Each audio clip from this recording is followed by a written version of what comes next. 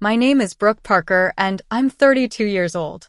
As I sit here beside my 6-year-old son Ethan's hospital bed, watching his tiny chest struggle to rise and fall, I can barely remember what day it is. 3 days in the ICU has left me hollow-eyed and terrified. What started as pneumonia has turned into a nightmare no mother should face. The only sound besides the beeping monitors is my phone. The screen lights up, Mom. My stomach drops. I already know this call will change everything. Before I dive into what happened next, where are you watching from today? Hit subscribe and like if you've ever had to choose between family expectations and protecting someone you love. To understand why a phone call from my mother would fill me with such dread during the worst moment of my life, you need to know our history. I became a single mom 4 years ago when my marriage to Rob ended. Ethan was just 2 then. The divorce wasn't dramatic, more of a slow, painful recognition that we'd become different people who couldn't find our way back to each other. Rob moved to Seattle for work, sends child support regularly, and video calls Ethan twice a week. He's not a bad father, just a distant one. Since then, it's been Ethan and me against the world. We live in a small 2-bedroom apartment in Portland. I work as a graphic designer for a marketing firm that thankfully allows me to work remotely most days. We don't have much, but we have each other. Ethan is my world, a curious, kind-hearted boy who collects rocks and can name every dinosaur that ever existed. His laugh could light up the darkest room. My relationship with my mother, Margaret, has always been complicated. Growing up in our upper-middle-class home in Lake Oswego, appearances mattered above all else. Margaret was the queen of the neighborhood, involved in every committee and charity function. Our home was immaculate, our clothes designer label, our achievements proudly displayed. But beneath that perfect surface ran currents of conditional love. Stand up straight, Brooke. That A- isn't going to get you into an Ivy League school. Why can't you be more like your sister? These were the constant refrains of my childhood. My younger sister Heather fit the mold perfectly. She got straight A's, was homecoming queen, married her college sweetheart from Stanford, and now lives 20 minutes from our parents with her 2 perfect children and investment banker husband. They have Sunday dinner with our parents every week. Her Christmas card photos look like they belong in a magazine. I was always the misfit. Creative, questioning, never quite meeting expectations. When I announced my intention to study art in college instead of business or law, Margaret didn't speak to me for 2 weeks. When I fell in love with Rob, a teacher with no family money or connections, she wore black to our wedding as if in mourning. And when I told her I was pregnant, her first question wasn't about my health or happiness, but whether we'd be moving to a suitable neighborhood. After my divorce, Margaret made it clear she considered it a personal failing on my part. Marriages take work, Brooke. Your generation gives up too easily. Never mind that she knew nothing about the private struggles Rob and I had faced. When I moved into the apartment with Ethan, she offered financial help, with strings attached. She would pay for private school for Ethan and supplement my income, but in exchange, I was expected to attend every family function, consider her opinions on my parenting, and essentially surrender my independence. For Ethan's sake, I accepted. The private school was excellent, and the extra money meant I could afford better healthcare and occasional special activities for him. But the cost was high. Every decision I made was questioned. Every family gathering became an opportunity for subtle criticism. Every time Ethan had a sniffle or a scrape, it was somehow evidence of my inadequate mothering. Margaret particularly excelled at using Heather's birthday parties, holiday gatherings, and other family events as leverage. Missing any celebration was treated as a betrayal of family loyalty. 2 years ago, when I couldn't attend Heather's anniversary party because Ethan had strep throat, Margaret didn't speak to me for 3 weeks. Last Christmas, when we arrived 30 minutes late to dinner because Ethan's winter concert ran long, she served us cold food and made pointed comments about punctuality all evening. Despite all this, I tried to maintain a relationship with my family. Ethan loved his grandparents, especially my father Thomas, who would sneak him cookies and tell him stories about his own childhood adventures. Thomas was quieter, more gentle than Margaret, though he rarely contradicted her directly. He would sometimes call me privately to check in, our conversations brief but meaningful.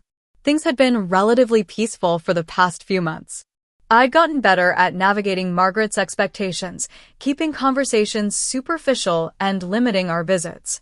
Ethan was thriving in school, making friends, and growing more confident every day.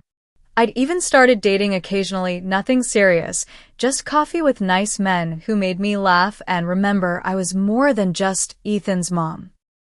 Then, 3 days ago, everything changed. Ethan had been fighting what seemed like a normal cold for about a week. Runny nose, slight cough, nothing alarming. I kept him home from school, gave him children's cold medicine, and made chicken soup. But on Tuesday morning, he woke up gasping for breath, his lips tinged slightly blue. I've never been so terrified. I called 911, then held him in my arms, whispering that everything would be okay while my entire body shook with fear. The ambulance ride was a blur. At the hospital, doctors rushed him away while I stood helpless, clutching his favorite stuffed dinosaur. The diagnosis came quickly: severe pneumonia with complications. The infection had spread rapidly, causing fluid to build up in his lungs. He needed to be intubated and placed in the pediatric ICU immediately. I signed forms without reading them, nodding mechanically as doctors explained risks and procedures. And that's how I found myself here, in this sterile room with its beeping machines and antiseptic smell, watching my beautiful boy fight for each breath, wondering if I'd ever hear him laugh again. The pediatric ICU exists in its own time dimension. Days blend into nights, punctuated only by the rotation of medical staff and the steady rhythm of vital sign checks. Ethan lay in a bed that seemed to swallow his small frame, tubes running from his arms, nose, and mouth, connecting him to machines that breathed for him and monitored every flutter of his heart. The ventilator made a whooshing sound as it pushed air into his lungs. The sound both comforted and terrified me, proof he was still breathing, but a constant reminder that he couldn't do it on his own. His face was swollen, eyes closed, skin pale except for the feverish flush across his cheeks. I hardly recognized my vibrant boy beneath the medical equipment. Dr. Rivera, the pediatric intensivist, explained Ethan's condition with gentle frankness. The bacterial pneumonia has caused significant inflammation in both lungs. We're giving him powerful antibiotics, but his body is struggling to fight the infection. The next 72 hours will be critical. When I asked what that meant, critical, she placed her hand on mine. It means we're doing everything we can, but his condition is very serious. His oxygen levels are lower than we'd like, and his body is working extremely hard. Children are resilient, Ms. Parker, but I want you to understand the severity of the situation. I nodded, unable to form words around the lump in my throat. After she left, I broke down, sobbing silently into my hands so the nurses wouldn't see. I couldn't lose him. I wouldn't survive it. The hospital provided a reclining chair beside Ethan's bed where I spent the first night, refusing to leave even when the nurses gently suggested I go home to shower and rest. I couldn't bear the thought of him waking up alone and afraid. Or worse, the thought that if I left, even for an hour, something irreversible might happen in my absence. So I stayed, dozing fitfully between nurse checks and beeping alarms. My friend Amber brought me a change of clothes, dry shampoo, toothbrush, and phone charger on the second day. She hugged me tightly and offered to stay, but I sent her away. I couldn't manage my own emotions and someone else's concerns simultaneously. Everything non-essential had been stripped away by the crisis. Only Ethan mattered. During rare moments when his condition seemed stable, I'd hold his small hand and talk to him, hoping somewhere in his unconscious state he could hear me. I told him stories about the dinosaurs we'd see when he got better. I reminded him of our upcoming summer plans to visit the coast. I promised him ice cream for breakfast, superhero movies past bedtime, anything he wanted, just please, please fight. Between these one-sided conversations, memories flooded back. Ethan at 3, jumping in puddles and laughing when the water splashed up. Ethan at 4, solemnly explaining to me why T-Rex couldn't brush his teeth properly. Their arms are too short, mommy. Ethan just last month, proudly showing me the science project he'd completed mostly on his own. Each memory was both comfort and torture, evidence of the beautiful soul lying still before me.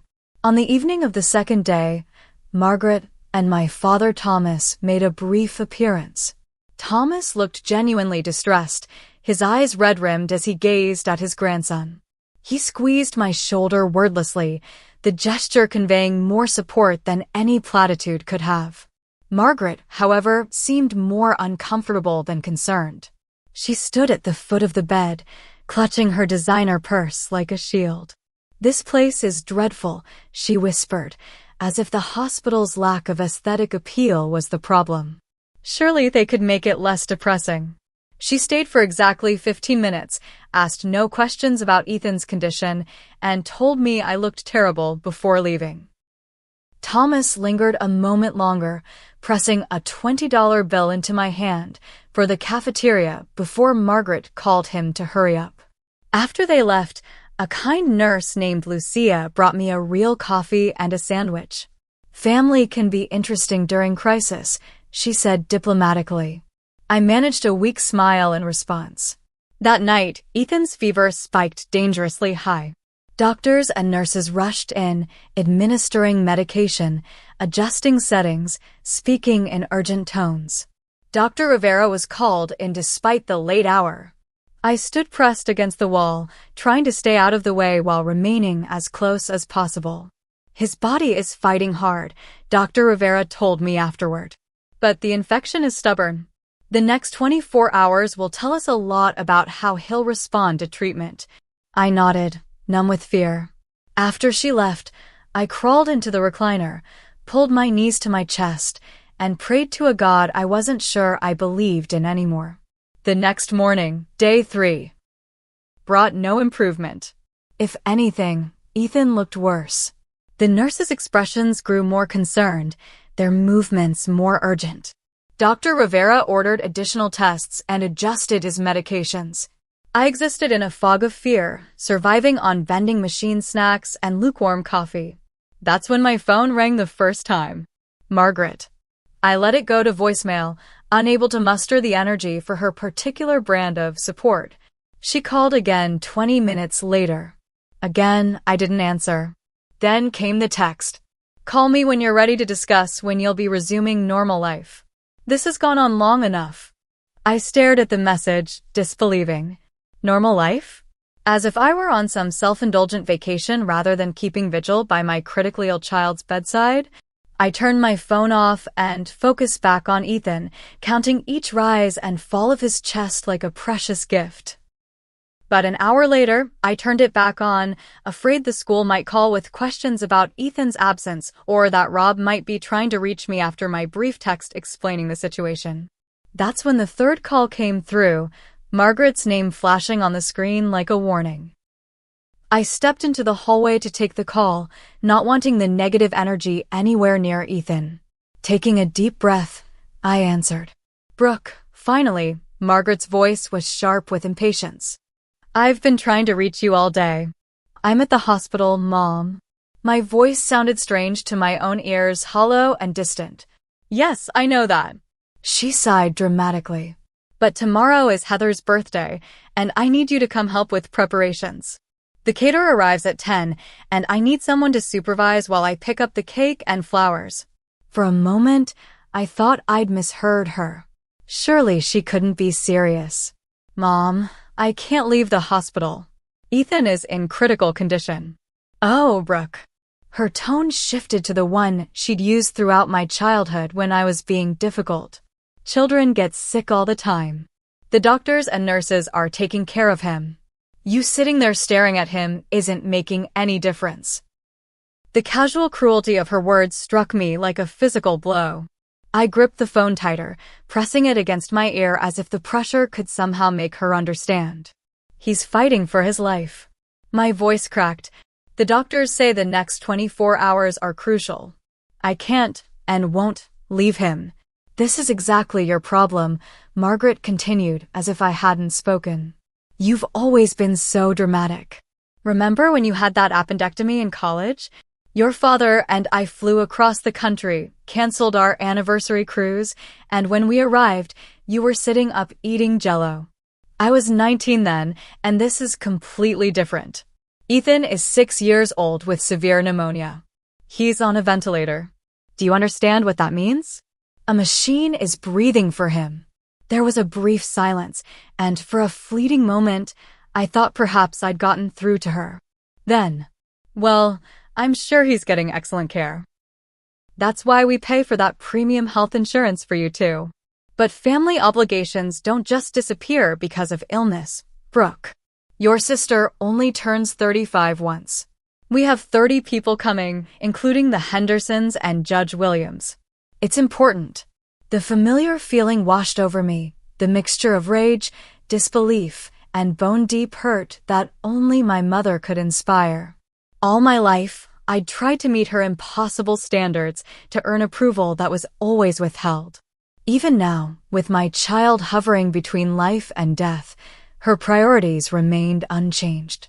I'm not leaving my son, I said, surprising myself with how steady my voice sounded. If the party is so important, hire someone to help. Or ask one of Heather's friends.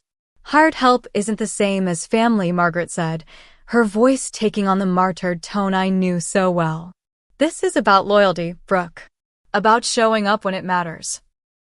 I've never missed a single important moment in your life, despite whatever else was happening. This was patently untrue. She'd missed my college graduation because it conflicted with her garden club's annual fundraiser. She'd left my art show opening early because she had a hair appointment. She'd even been late to the hospital when Ethan was born because she needed to finish hosting a charity luncheon. Mom, I said, trying one last time to make her understand. The doctors say Ethan might not, my voice broke, unable to form the unthinkable words. I need to be here. Please try to understand.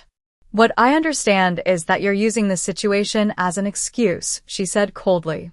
Just like you used your divorce as an excuse to miss the Wilsons' anniversary party.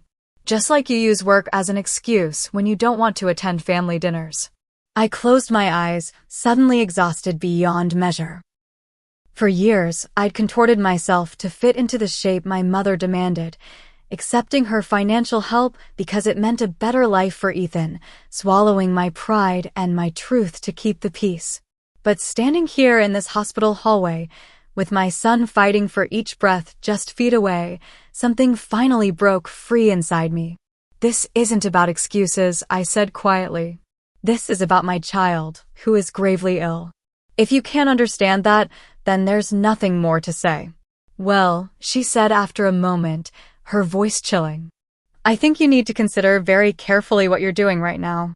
Your father and I have been extremely generous, paying for Ethan's private school, helping with your rent when you've fallen short. If you can't fulfill basic family obligations in return, perhaps it's time we reconsidered that arrangement. The threat hung between us, clear and unmistakable. For a second, panic fluttered in my chest. Without their help, I'd struggle to maintain Ethan's current standard of living. His school alone cost more than my monthly rent. But then I looked through the window of his hospital room. My beautiful boy, fighting with every cell in his tiny body just to stay in this world. What message would I send him if I left his side now, for a birthday party? What lesson would he learn about priorities, about love? I'm not leaving him, I repeated. Then you're cut off, Margaret snapped. Don't come crying to us when you can't afford his tuition or your car breaks down again. You've made your choice. In that moment, something crystallized within me, a clarity I'd never experienced before. All these years, I'd confused financial support with love, allowed myself to be manipulated and controlled because I believed I needed what my parents provided. But watching Ethan these past 3 days, witnessing his pure, fierce fight to live, had taught me what really mattered. Yes, I said. I have. I ended the call, then immediately blocked her number. My hands were shaking, but my mind was clear. Whatever came next, whatever financial hardships or adjustments we faced, we would face them together, Ethan and I. If he survived. When he survived.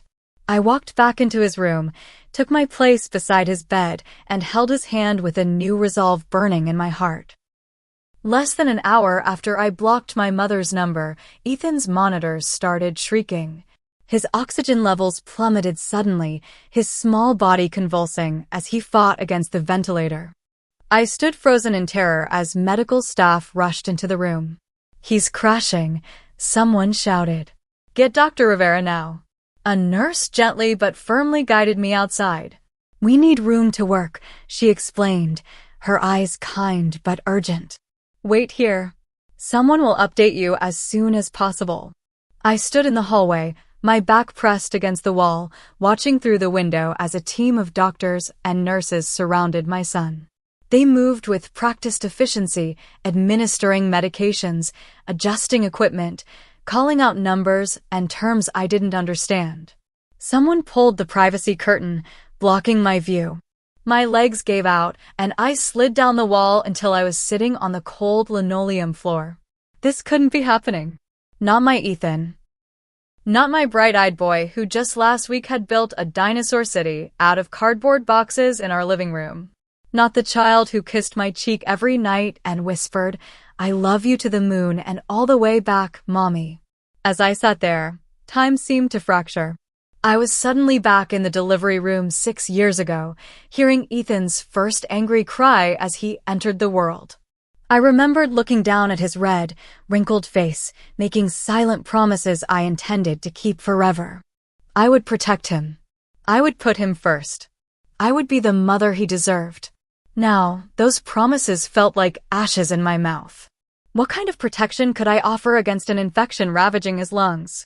What could I do but sit here, useless and terrified, while strangers fought to keep him alive? The truth hit me with stunning clarity. I was completely alone.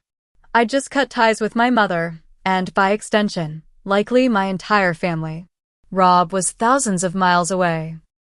My friends, though caring, had their own lives and families. If the unthinkable happened, if Ethan didn't survive, I would face that abyss with no safety net. And yet, oddly, the thought didn't frighten me as much as it should have. The worst had already happened the moment Ethan's monitors started screaming. Nothing, not financial security, not family approval, not anything, mattered except his survival. First time in the pickup? I looked up to find a woman about my age sitting on a nearby chair. She had dark circles under her eyes and was clutching a foam coffee cup like a lifeline. I nodded, unable to form words.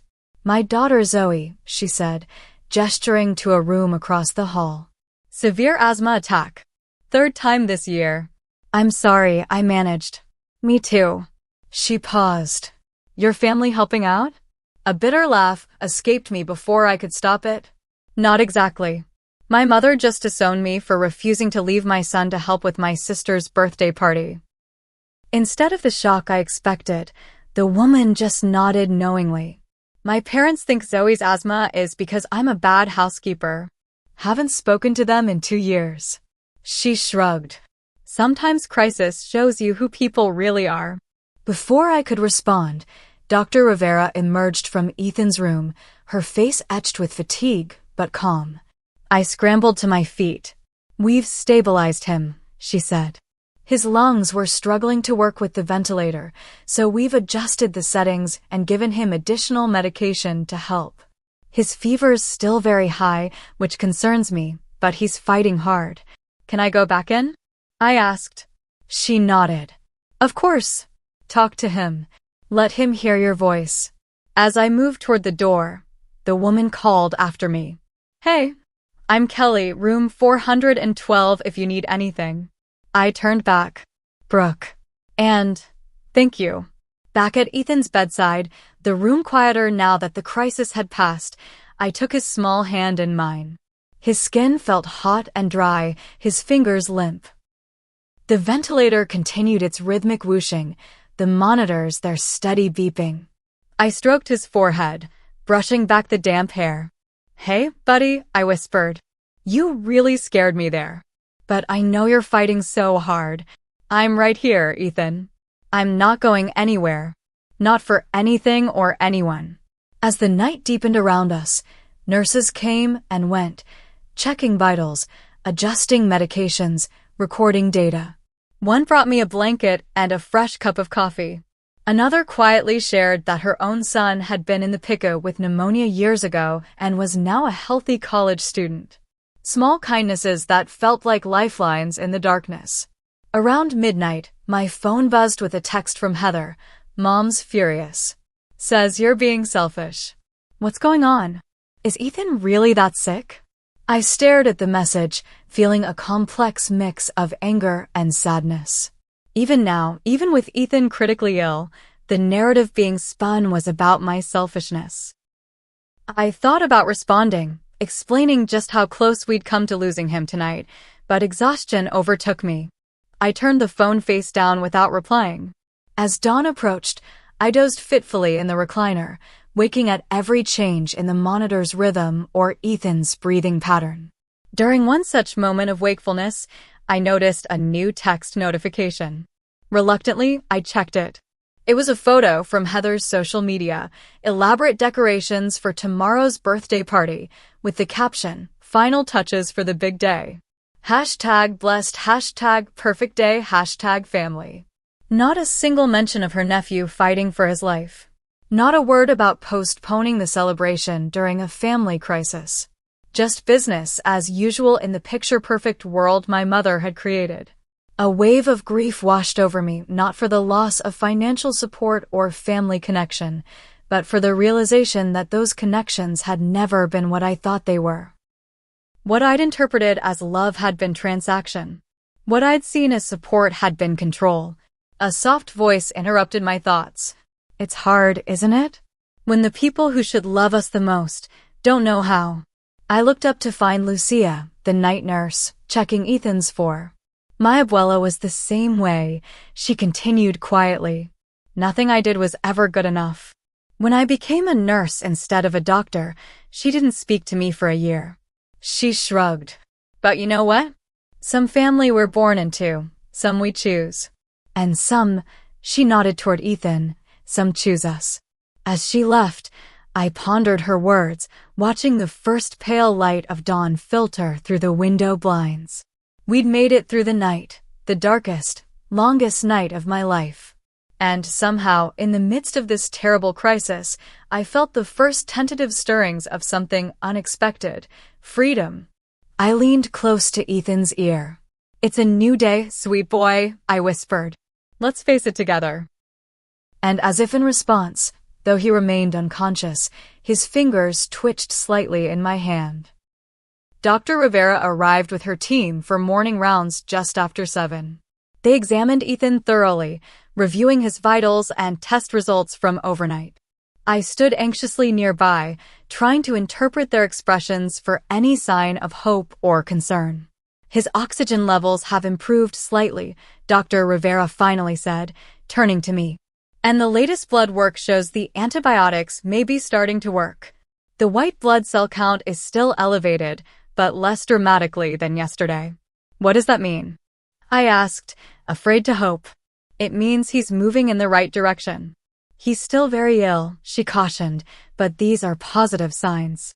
We're going to continue the current treatment protocol and monitor him closely. If this trend continues, we might be able to reduce his sedation slightly later today." It wasn't a declaration of victory, but after days of grim updates, even this cautious optimism felt like a gift. I thanked her, my voice thick with emotion. After the medical team left, I went to the small family bathroom to splash water on my face and brush my teeth. The woman in the mirror looked like a stranger, hollow-eyed, pale, with dark circles that made her look 10 years older. I barely recognized myself. When I returned to Ethan's room, I was shocked to find someone sitting in my chair. It took me a moment to register who it was. Dad? Thomas Parker looked up, his weathered face creased with concern. At 65, he appeared older than his years, his once dark hair now completely silver, his tall frame slightly stooped. He was holding Ethan's hand gently, as if afraid he might break it. Brooke. He stood up awkwardly. I hope it's okay that I'm here. Of course, I said, still surprised. But how did you? I mean, after yesterday with Mom. He sighed heavily. Your mother doesn't know I'm here. She's at home, overseeing the party preparations. He looked down at Ethan. This is where I need to be right now. I felt tears spring to my eyes, unexpected and overwhelming. Throughout my childhood, Thomas had been the quiet parent, the one who went along with Margaret's demands to keep the peace. His small acts of kindness, a wink across the dinner table when she criticized my clothes, a secretly funded art class when she insisted on debate club instead, had been lifelines, but he'd never directly opposed her. Until now. How is he? He asked, his voice rough with emotion. They think he might be improving a little, I said. The antibiotics might be starting to work.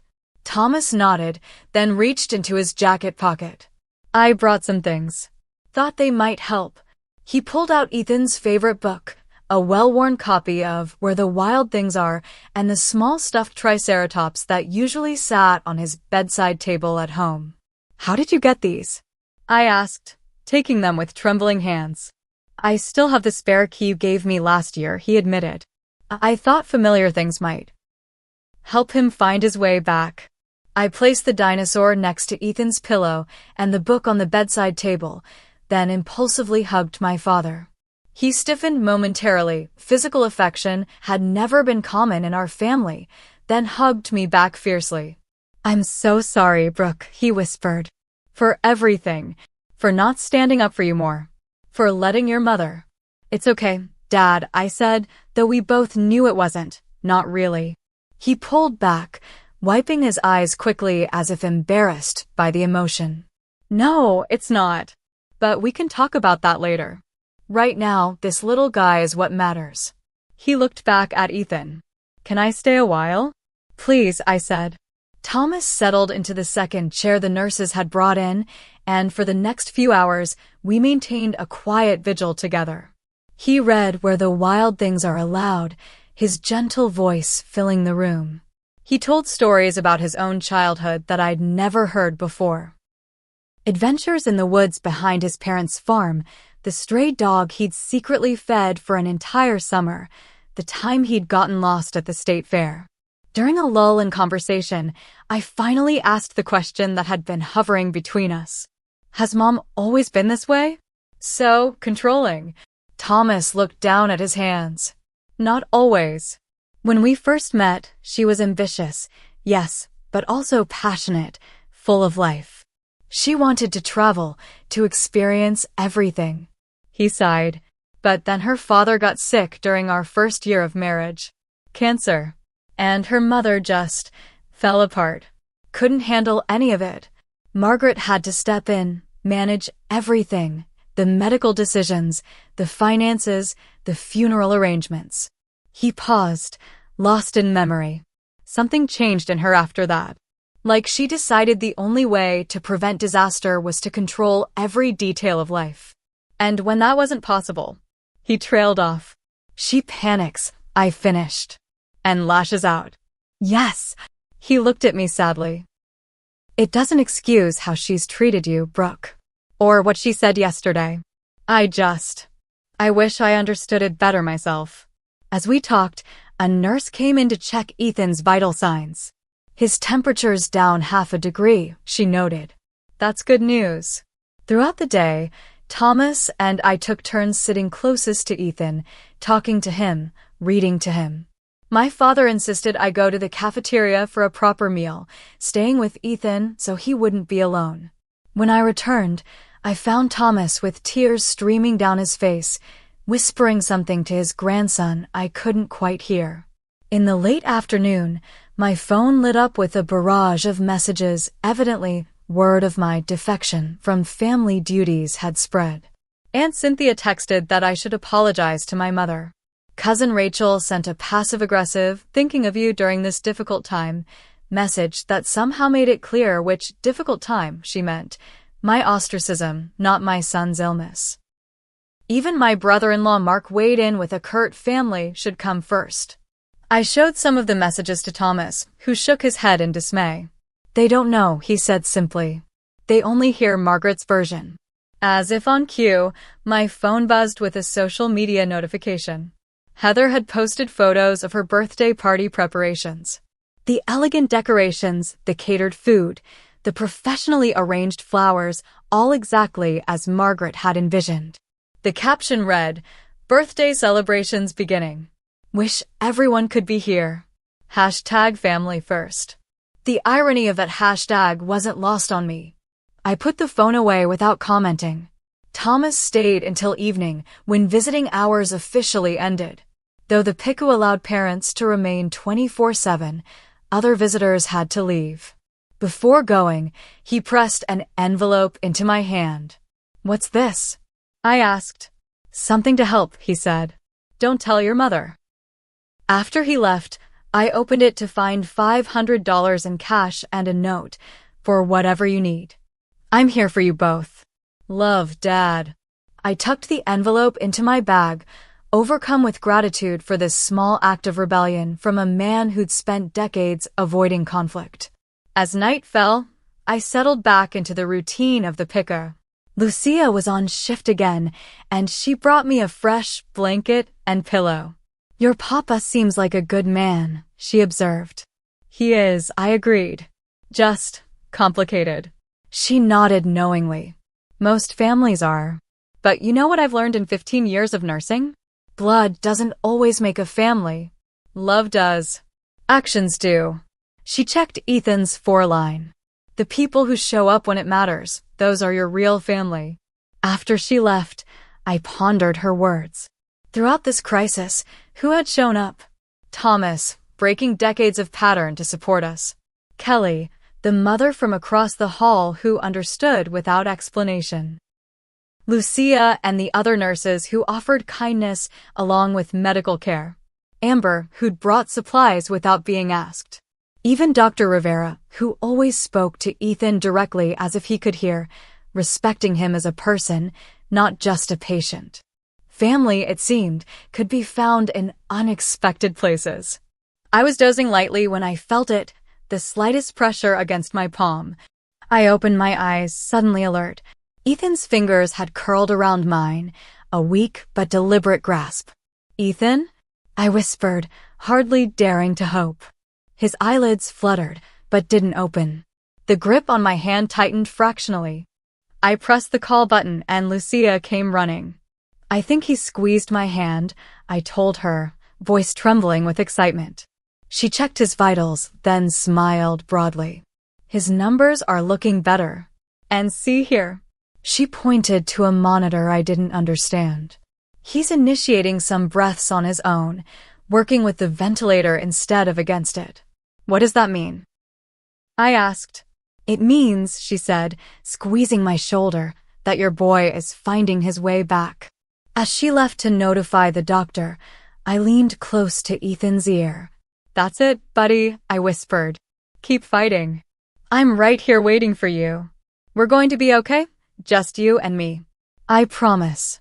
And in that moment, I believed it with absolute certainty. Whatever came next, whether financial struggles or family estrangement, we would face it together. The clarity I'd found in crisis wouldn't fade with relief. Some changes, once made, couldn't be unmade. Some truths, once seen, couldn't be unseen. I pressed a gentle kiss to Ethan's forehead, now cooler than it had been in days, and settled back in my chair, his hand still in mine, to wait for morning. The room was bathed in early morning sunlight when it happened.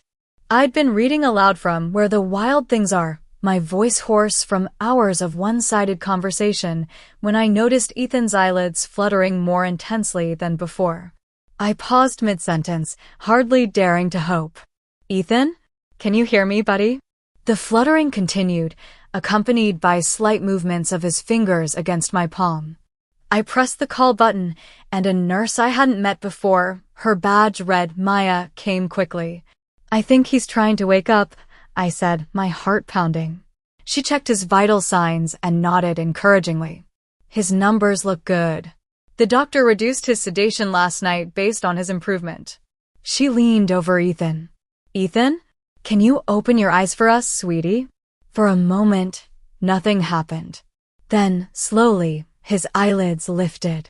Just a fraction, just enough to reveal a sliver of the warm brown eyes I'd been desperate to see again.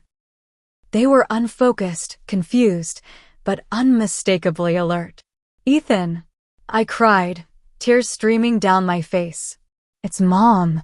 I'm right here." His eyes found mine, recognition flickering across his face. He tried to speak, but the ventilator tube prevented it. Panic flashed in his eyes. "It's okay," I soothed quickly. "There's a tube helping you breathe. Don't try to talk.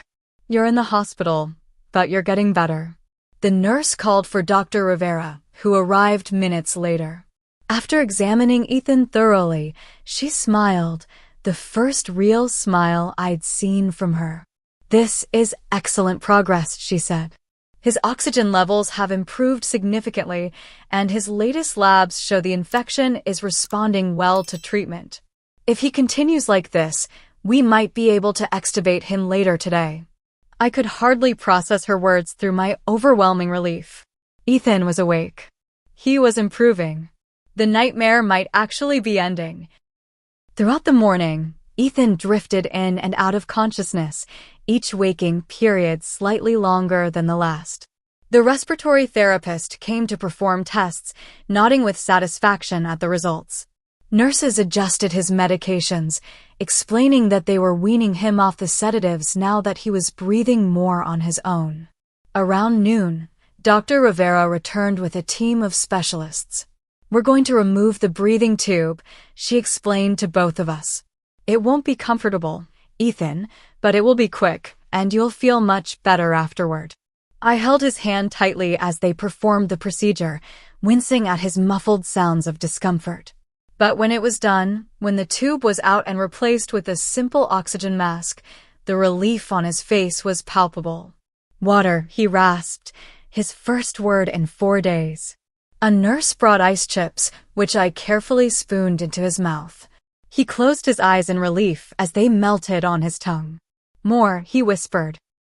After he'd had enough ice chips, he looked at me with tired but clear eyes.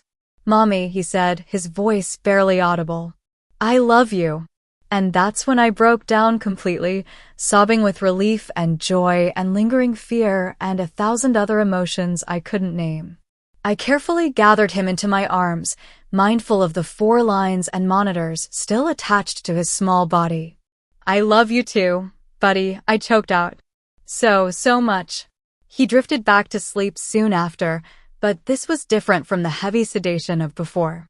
This was healing sleep, his breathing deeper and more regular, his face peaceful instead of strained. In the quiet that followed, I stepped outside to call Thomas. He answered on the first ring. "Brooke? Is everything okay?" "He's awake, Dad," I said, my voice breaking. They took out the breathing tube. "He's talking." I heard him exhale sharply. "Thank God." "Oh, thank God. Can you come back today? I think he'd like to see you." "Of course," he said immediately. "I'll be there in an hour." When I returned to the room, I found Kelly, the mother from across the hall, standing in the doorway. "I heard the good news," she said, smiling. "The nurses are terrible gossips." I laughed. This sounds strange after so many days of tension and fear. "He's going to be okay." "I'm so glad." She hesitated. "We're being discharged today. Zoe's doing much better. I just wanted to say goodbye and..." She handed me a slip of paper. "My number? If you ever want to talk about difficult mothers or sick kids or anything else." I took it gratefully. "Thank you for everything." After she left, I checked my phone and found a text from Heather. "Need to talk to you. Mom told everyone you abandoned the family. What's really going on?" This time, I decided to respond. I sent her a photo of Ethan in his hospital bed, still connected to monitors, but without the ventilator, sleeping peacefully. I added, "This is what's going on." "He nearly died, Heather. He's finally turning a corner today. Happy birthday, by the way." I didn't expect an immediate response, but my phone rang less than a minute later. "Brooke?" Heather's voice was hesitant. "Is that really Ethan? Is he really that sick?" "Yes," I said simply. "Severe pneumonia with complications. He's been in the PICO for 4 days. They just removed the breathing tube a couple hours ago." "Oh my God." She sounded genuinely shocked. "Mom said he just had a cold, that you were being dramatic to get out of helping with the party." A cold, bitter laugh escaped me. "Of course she did." "I'm so sorry," Heather said. "I had no idea. Why didn't you tell me?" "I've been a little busy trying to keep my son alive," I replied, unable to keep the edge from my voice. "Right. Of course." She paused awkwardly. "Is there anything I can do?" I softened slightly at the genuine concern in her voice. "Not right now. But thanks for asking." The party was. She hesitated. "It was awful, actually. Mom was in a terrible mood, snapping at everyone. She kept making these passive-aggressive comments about family loyalty. Dad disappeared for hours and came back with some story about the car needing service." I smiled at that, imagining Thomas inventing an excuse to come to the hospital. "Listen," Heather continued, her voice dropping to a near whisper. "What she did, cutting you off financially when Ethan was so sick, that's not okay. I didn't know the whole story before, but now. I want you to know I don't agree with her." The admission stunned me. Heather had always been Margaret's perfect daughter, the one who followed all the rules, who never questioned or challenged. "Thank you for saying that," I said softly. "I should go," she said, still whispering. "She might hear me. But keep me updated about Ethan, okay? And Brooke? I'm really glad he's getting better." After we hung up, I sat in quiet contemplation, processing this unexpected development. Had my sister always had these independent thoughts, buried beneath her perfect facade? Had she too been controlled by Margaret's manipulation, just in a different way? Thomas arrived as promised, bringing more of Ethan's favorite things from home, his dinosaur encyclopedia, his special blanket, the Star Wars pajamas he loved. When Ethan woke up again, his face lit up at the sight of his grandfather. "Grandpa," he whispered, his voice still weak but clear. Thomas's eyes filled with tears. "Hey, sport. You gave us quite a scare." "I was really sick," Ethan said solemnly. "You sure were. But you're tough, just like your mom." Thomas stayed for hours, reading to Ethan, helping him sip water, and regaling him with stories that made him smile despite his exhaustion. When Ethan fell asleep again, Thomas turned to me. "He looks so much better," he said. I nodded. "The doctor thinks he might be able to move out of the PICO tomorrow if he continues improving." "That's wonderful news." He hesitated. "Brooke, there's something I need to tell you. I've been thinking about this for a long time, even before all this happened." "What is it?" I asked, noting the serious expression on his face. "I'm leaving your mother." The words hung in the air between us, momentous and yet somehow not surprising. "I've stayed far too long in a marriage that stopped being loving years ago," he continued. "Watching you stand up to her, seeing you put Ethan first no matter the cost, it gave me courage. Life is too short to live without love and respect." I reached for his hand. "Are you sure, Dad?" He nodded. "I've already spoken to a lawyer. And I want you to know, regardless of what happens with the divorce settlement, I'll make sure you and Ethan are taken care of. Your mother can cut you off, but I won't." "I don't want to come between you," I began, but he stopped me. "You're not. This has been building for decades. What happened with you and Ethan was just the final push I needed." He squeezed my hand. "You showed me what real love looks like, Brooke. The kind that puts someone else's needs before your own comfort or convenience. I want to live the rest of my life with that kind of honesty." I felt tears spring to my eyes again, tears of gratitude, of relief, of love for this quiet man who had finally found his voice. "I love you, Dad," I said simply. "I love you too, sweetheart. Both of you." As the day progressed, Ethan continued to improve. His appetite returned slightly. He managed a few spoonfuls of Jell-O and sips of apple juice. The nurses removed some of the monitoring equipment, allowing him more freedom of movement. By evening, he was even able to sit up a little, propped against pillows, to look at his dinosaur book. Dr. Rivera confirmed that if his improvement continued overnight, he would be transferred to the regular pediatric ward the next day. "He's not out of the woods yet," she cautioned. "He'll need continued 4 antibiotics and close monitoring. But the worst is behind us."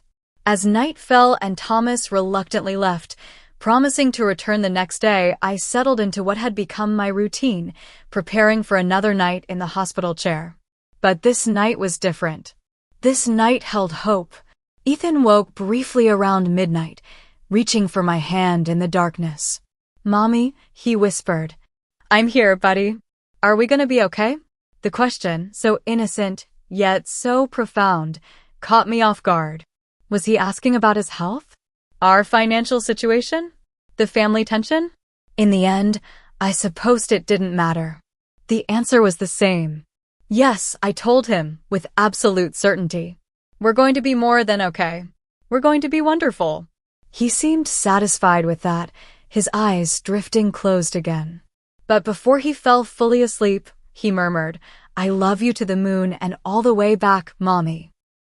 "I love you to the moon and all the way back, Ethan," I whispered. "Always." 1 week after Ethan's dramatic awakening, we were finally going home.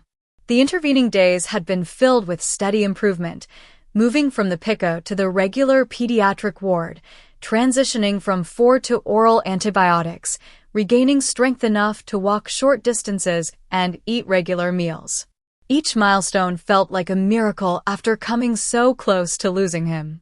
Dr. Rivera completed her final examination, listening to Ethan's lungs with her stethoscope. Much clearer, she announced with satisfaction, "You've made an excellent recovery, young man." Ethan beamed at the praise. Some of his natural energy had returned, though he tired easily and still needed frequent rest. His cheeks had regained their healthy color, and the spark had returned to his eyes. "Can I go back to school soon?" he asked eagerly. "Not quite yet," Dr. Rivera replied.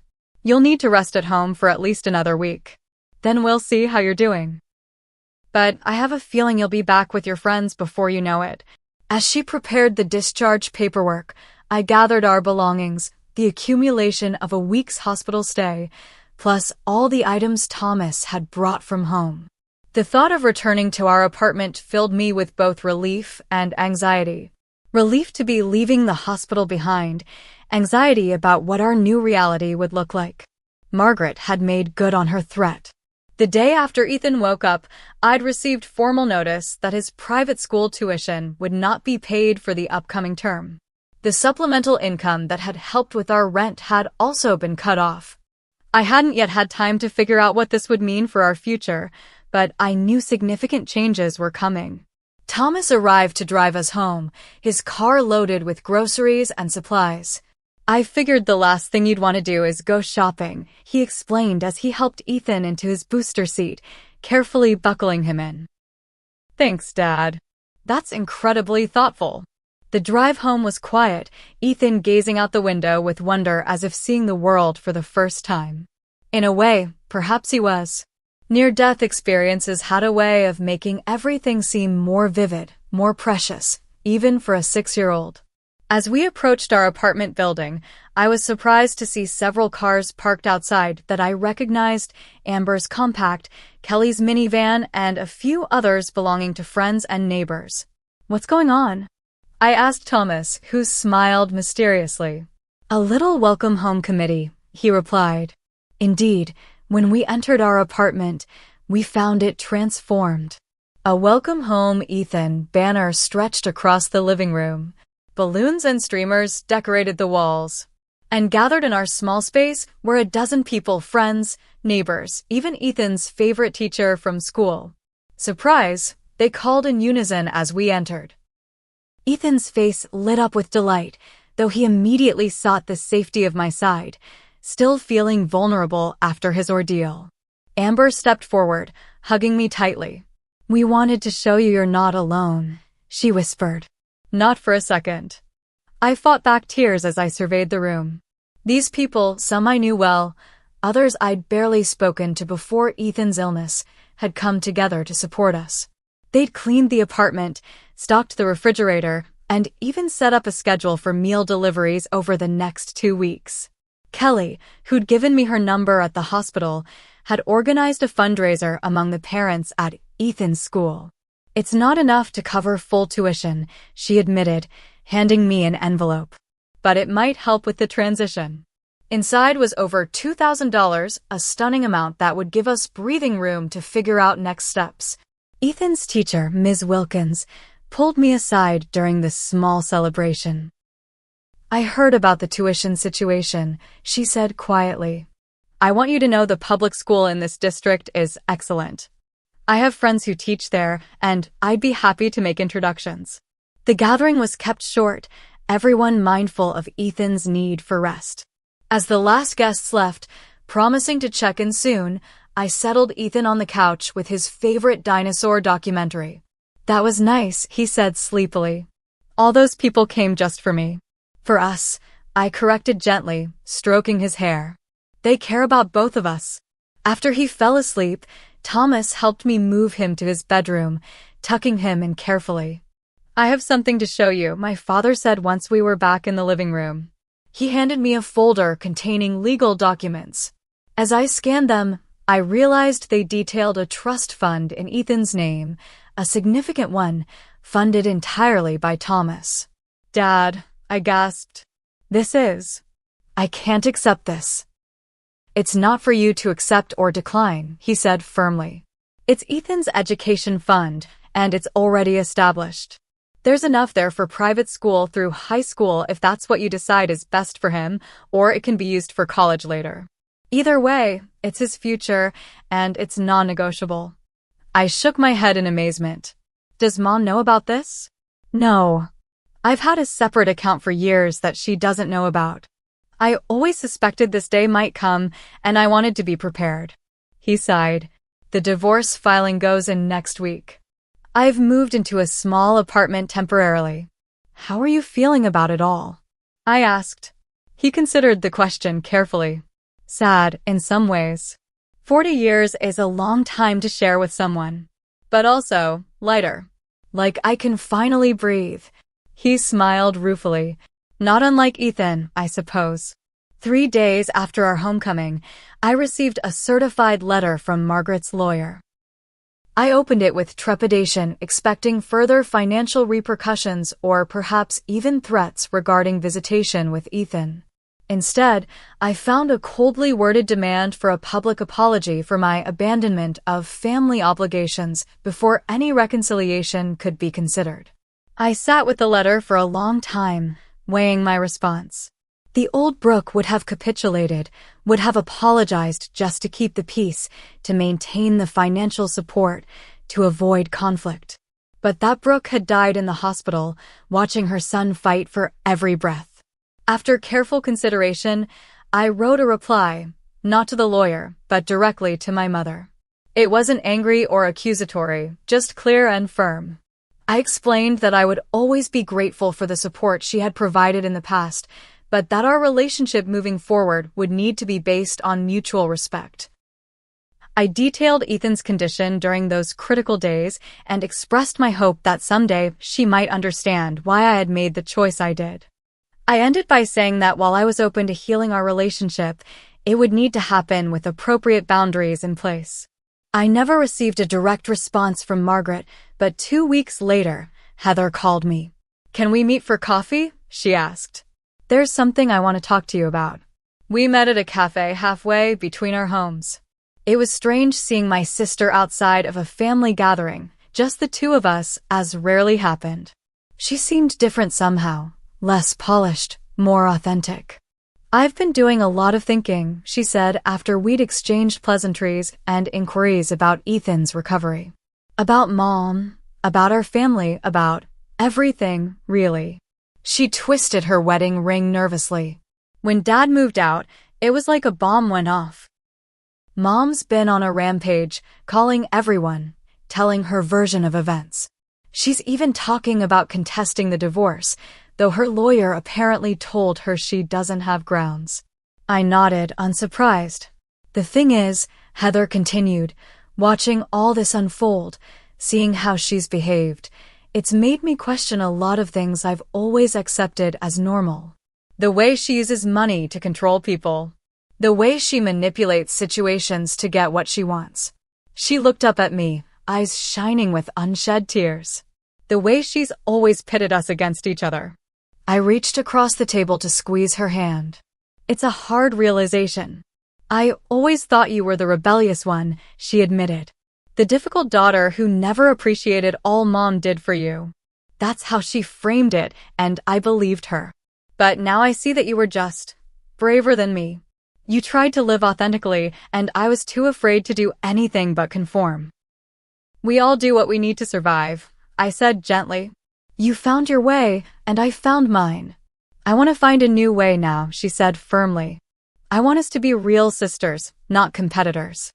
I want my children to know their cousin Ethan. She took a deep breath. I want to stop being afraid of disappointing her. It was the beginning of a new relationship between us, tentative at first, then gradually stronger. Heather started setting her own boundaries with Margaret, which predictably caused tremendous friction. But she held firm, supported by her husband who, it turned out, had never been comfortable with Margaret's controlling behavior. 3 months after Ethan's hospitalization, we held a small birthday party for him at a local park. It was nothing like the elaborate celebrations Margaret had always insisted upon. No caterers, no professional decorations, no social climbing guest list. Just dinosaur-themed paper plates, homemade cupcakes, and a handful of Ethan's actual friends running wild in the sunshine. Thomas came, bringing an enormous dinosaur model kit that made Ethan squeal with delight.